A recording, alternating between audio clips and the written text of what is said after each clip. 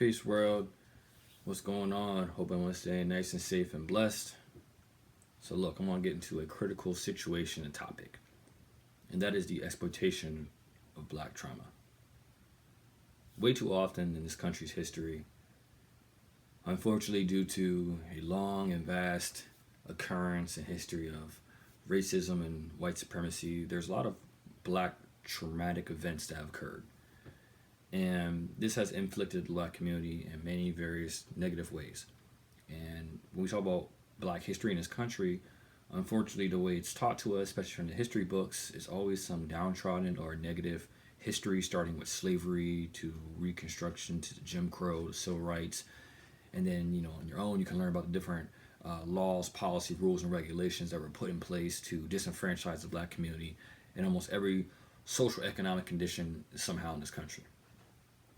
And unfortunately, over time, this has created, again, a lot of negativity and black trauma. And this trauma has now got to a point where it's being exploited, and people are using it for their own personal gain, for whether it's financially, socially, or some type of opportunity.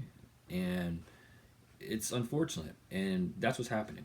So, for myself, that became very apparent over the past 5 or 6 years, especially with the whole Black Lives Matters movement, and how initially it started off as something positive in terms of bringing to light the different oppression and negativities against black people, especially in these shootings of unarmed black men by the police or different white people in some capacity. And unfortunately, that message kind of got misconstrued, and people were kind of opportunists and came up about the whole Black Lives Matters activist and used it for their own personal gain and kind of took away from that message. And I started seeing with the media as well. That was something also very apparent. I remember when the Trayvon Martin situation happened. I remember Fox News was covering it, and it was always stood out to me. I'm like, why is Fox News covering a black man getting killed by police? Like, what do they care about that? It was always so weird to me. And then I started seeing other news channels and everything kind of following suit, and I realized something's going on here.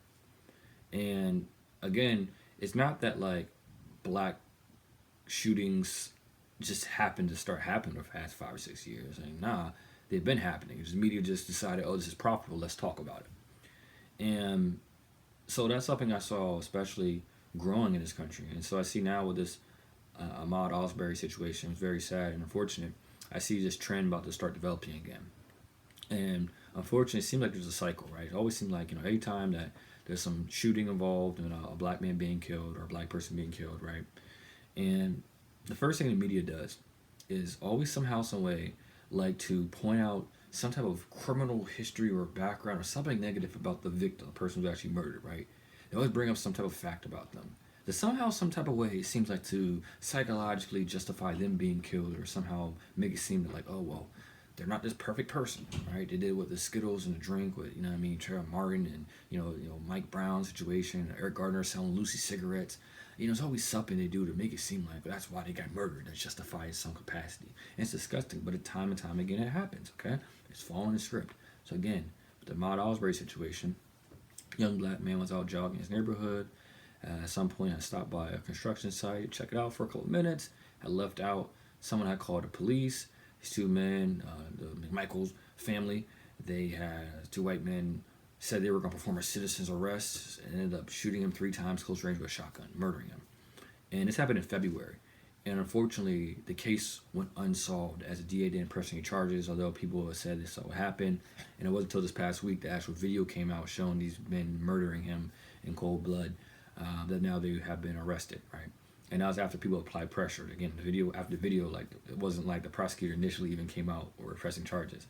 So with that situation, right, one thing people are trying to make light of, I see with some of these black conservatives and people like that, like Candice Owens, who's a scum, okay, I want to start by saying a bootlicker and does absolutely nothing productive to benefit or progress the black community, even though she's all about the lead the dim plantation and all of that, but you're a bootlicker for the Republican Party. That's all you are. You're nothing to them. They use you because you're the black face. Know that about yourself, okay? You're not intellectual. You're nothing. With that being said, people like her are trying to say, oh, he's not an innocent jogger. He was going to burglarize this construction site. And it released a video showing him like walk in a construction site, look around about a couple of minutes, and leave. Nothing in his hand, didn't take anything at all. And for myself personally, as someone who actually actively jogs, like there's many times I've jogged around the neighborhood and everything like that, and I went by like there's some like building houses, development stuff like that, And I definitely like stopped and looked for a second. I'm like, oh, that's kind of interesting. Seeing a house being built or looking aside. I've done that before personally myself. I'm not capping. Like I actually have done that. And so I understand kind of like what he might have done. He's tired, stopped him for a second, peeped it out, and kept going. And for somehow, some way, it's like even let's say hypothetically, some way he broke into this place, right, and stole something out of a construction site. That doesn't justify him being murdered. You call the police if that's the case, right? You let the police handle it. You let the officials go ahead and do their job. You don't citizens arrest and attack him and he's unarmed and shoot him with a shotgun 3 times.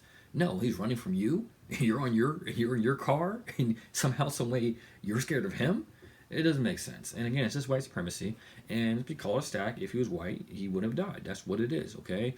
There unfortunately is a large disparities between times we see black people who are assailants and how white people are assailants, how the police handle situations. And times where a white man could be kneeling a knife or something like that, or a weaponry thing, and the police will talk him down and things like that, and don't shoot him or use their taser. A black man just appears to have a rock in his hand, he's getting shot and murdered, okay? That's what happens, unfortunately, the situation in this country.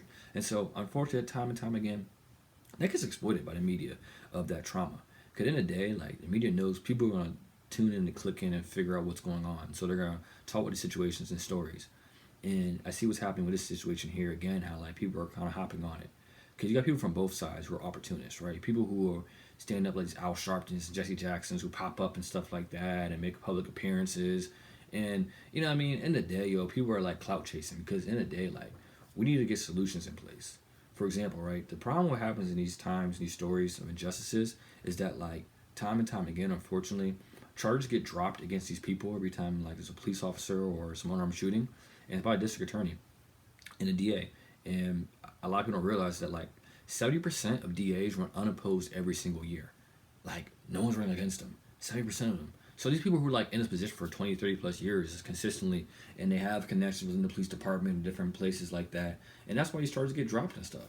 So for people, it's like if we don't see some real change and stuff happen, we need to come up with some legislation and policy to put in place. Like example, let's get people who are DAs who are run against them who actually will have the best interests in mind. So when a shooting or something like this happens, we know that the DA is going to actually investigate this thoroughly and fully and try to figure out what happened to it. They're not going to just, you know what I mean, dismiss it and brush it under the rug. They're not someone that's paid in the pocket by the police department or someone in some higher authority, right? We need to understand that we have some power into this as well. We need to start pressuring local officials and stuff like that. Like, okay, like, are y'all going to, like, you know what I mean, pressure people to look into this as well? Or are we holding them accountable? Or are we coming with some type of policy and action, some legislation that says, like, every time there's an unarmed shooting or something happens, that there has to be an independent counsel or grand jury that comes together.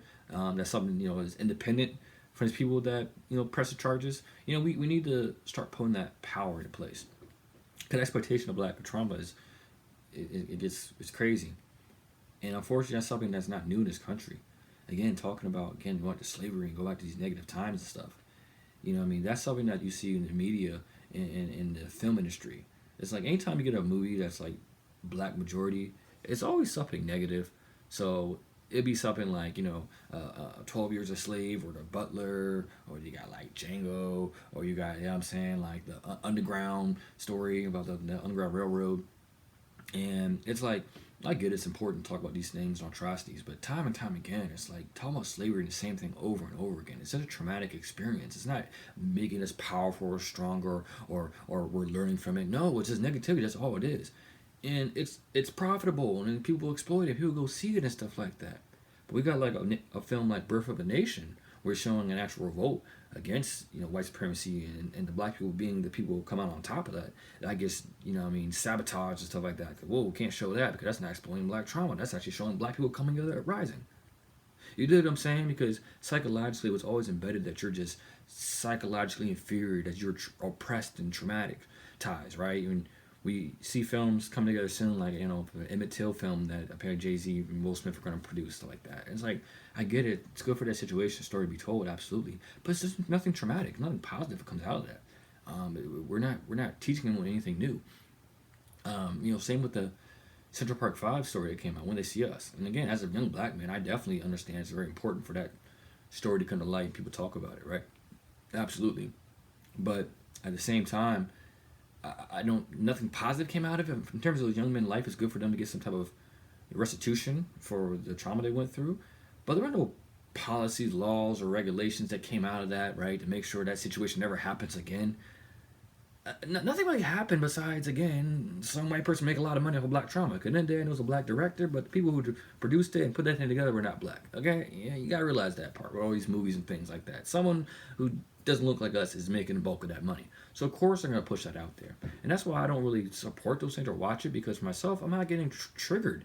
That's all it is, a triggering PTSD to like experience. What's the point of it besides getting worked up and feeling some type of negative way about yourself? It's exploitation of black trauma. And we need to stop letting people, these activists like Sean King, who just every time some type of situation happens, he pops up as this activist gonna help it out and donate to the family and create some type of GoFundMe, and the money goes missing and stuff like that. Exploitation. People don't actually care. They're not actually making real solutions to these stuff. They're just talking. That's all it is. Talking. And so for ourselves, I think it's very important that we protect our personal energy. We don't get pulled into place. I think sometimes we expect somehow, some way, like a white man is like just gonna hold a press conference one day and be like, oh well, we realize now that white supremacy and racism is bad and it makes you feel upset and wrong, and we're gonna stop. No, like it ain't gonna happen.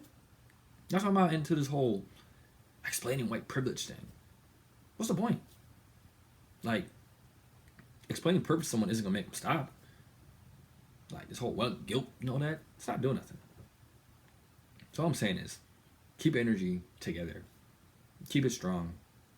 Don't be exploited. Understand your worth and value. And come up with solutions and not pain. Peace.